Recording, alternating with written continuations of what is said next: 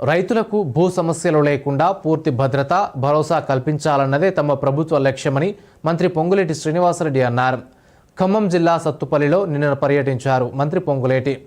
ఈ సందర్భంగా మాట్లాడుతూ 22A ద్వారా అక్రమంగా సంపాదించిన ఆస్తులను రెగ్యులరైజ్ చేసుకునేందుకు కొంతమంది ప్రయత్నిస్తున్నారని ఆరోపించారు.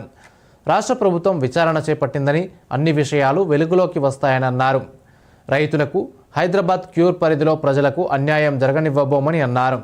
ఇచ్చిన మాట ప్రకారం భూ సమస్యలు లేని రాష్ట్రంగా తెలంగాణను తీర్చిదిద్దుతామని అన్నారు. ధరణి పోర్టల్తో ఎంతోమంది నష్టపోయారని, భూభారతి చట్టం పేదలకు రైతులకు మేలు చేసేందుకు తీసుకొచ్చామని మంత్రి చెప్పారు. ఏజెండా ఒకటే, ఎన్ని ఏజెండాలు పెట్టుకొని కింద మీద బిల్లు కొందలేసినా మాకు రైతన్నల ప్రయోజనాలు ముఖ్యం. ఇచ్చిన మాట ప్రకారం ఈ రాష్ట్రంలో భూ సమస్యలు లేని రాష్ట్రంగా ఈ రాష్ట్ర ప్రభుత్వం గౌరవ ముఖ్యమంత్రి రేవంత్ రెడ్డి గారి నాయకత్వంలో చిత్తశుద్ధితో అన్న మాట ప్రకారం రైతన్నలకు ఇస్తాం.